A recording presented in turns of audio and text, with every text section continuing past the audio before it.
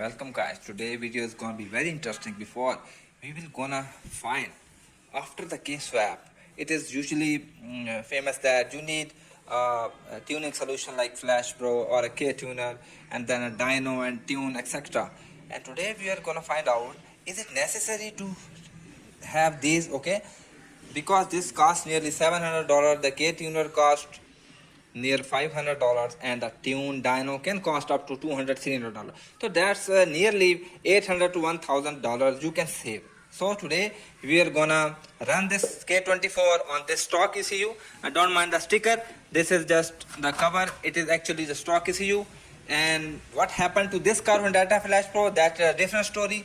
That happened, I quickly summarize up for you. There is a speed sensor down there called the VSS sensor, that one. Okay, so what happened is this has no washer in it. This car needed a clutch change, and so what the workshop did, they just placed the sensor and kept tightening and over tightened it. What happened is, as soon as the car started, the sensor touched the gear teeth and ECU got fried. Okay, and Honda Flashpro was locked with it, so it was even the scanner was not reading, so I could not unlock it. So that ECU and Flashpro got wasted. Okay, so instead of ordering a new Flashpro, I just ordered a normal ECU K20 Z3. Okay, you know, Civic SI USA, and I thought, why not, let's wire it every sensor this requires and let's run the car. Okay, let's see. Okay, so first the car was running in the map sensor, then I because the ECU was stock now, it was demanding the map sensor, mass airflow sensor, that's why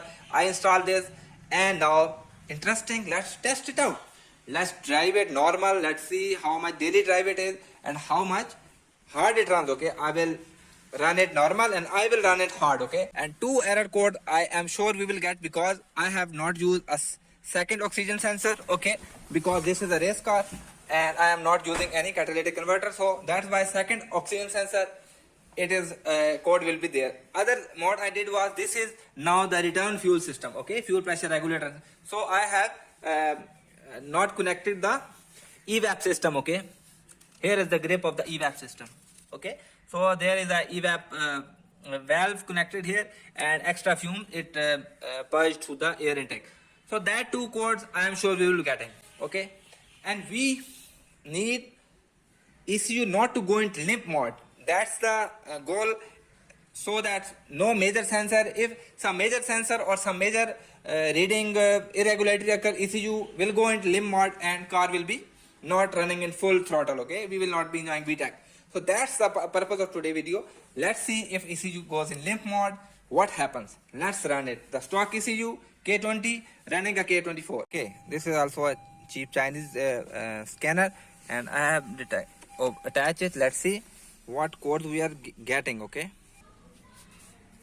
so one code is of evap system, which we don't have now, and the other code is of evap system. Okay, oxygen sensor, I think when the car will run, the ECU will detect that it is not reading well or not there, then it will code. So that's nice, we have just the 2 error codes. Okay, so now we'll be starting it, and the purpose of reading codes was so that we don't have any critical codes. Okay, this second oxygen sensor and evap system code is okay, and we will be not resetting the codes because we want to see how ECU behaves. Okay, is it drivable, will it go into limp mode or not? So let's drive it. I'll be recording that with a Torque Pro on my mobile phone. Okay, now let's go for the drive, normal driving, fast driving, full WOT Pulls. Let's see what long trims and short trims we get.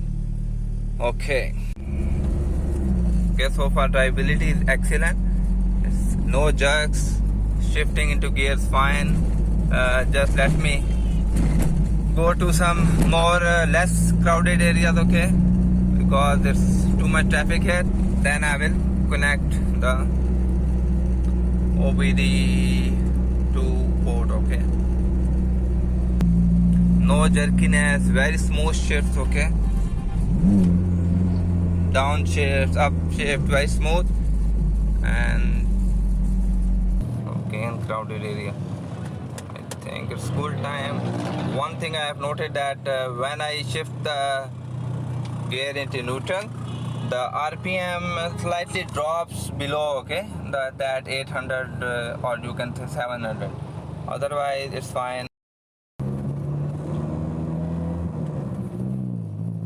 Other thing I have noted that the ECU, I thought because that's the K20 ECU, it's running K24, it would be running leaner, okay.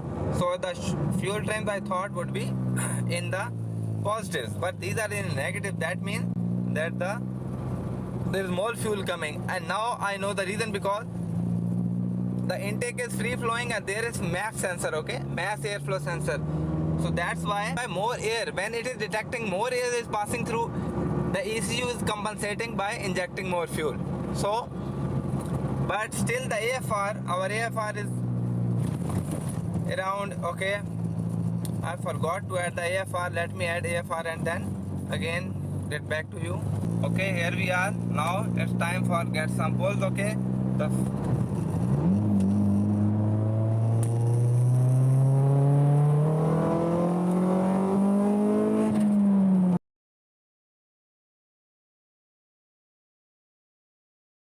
Wow, man, that pull was nice.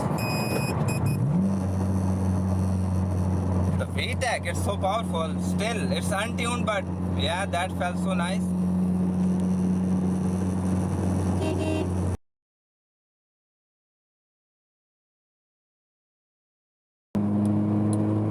Both my hands on the steering wheel now.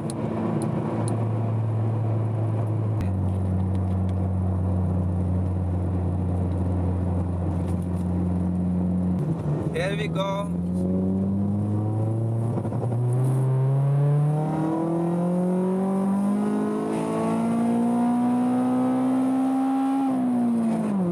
Wow.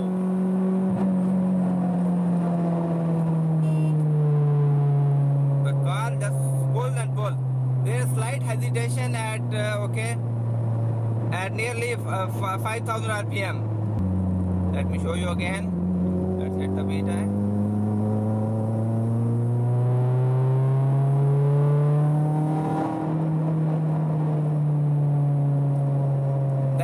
Figures are not right because the car weight I have not configured, I think, properly, because I don't know what's the accurate weight, okay. And since this road is not so wide, so I cannot take the third gear pull, because third gear is so long. This is a 5-speed transmission. In third gear it can hit up to 180 kilometers, okay, or 190 kilometers per hour. So that's not safe for this road, okay. There's a lot of ongoing traffic. So that's why I took the second gear pull, okay. But the shifting, everything is so smooth, okay.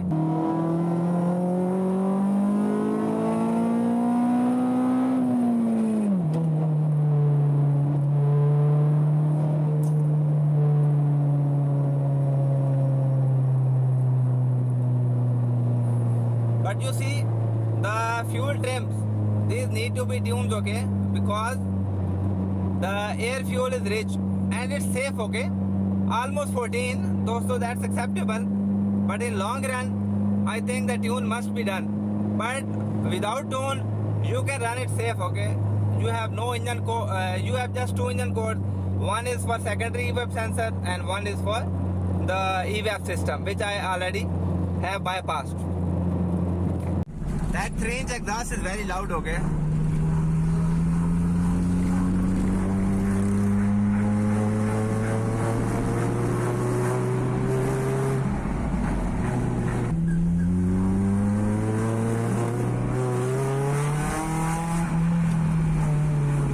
That VTEC sounds nice. And do note, guys, that the fuel level was almost half, and after just 6 kilometers of driving it's empty. So there is a problem with fuel indicator, and this is almost 90% of the case swaps of CRZ and Honda Fit, okay. And still I have to find a solution. I am making a separate video for that, and let's discuss it, how to fix that problem. After hard pulls, the temps are just in normal limits. The oil pressure 96, the coolant 92, and when the fan turns on, it is going down, okay. Look at how quickly it's going down. 89, 87, 86, 85, 84. So everything, other thing is working absolutely fine, okay. So now I'll be entering the city.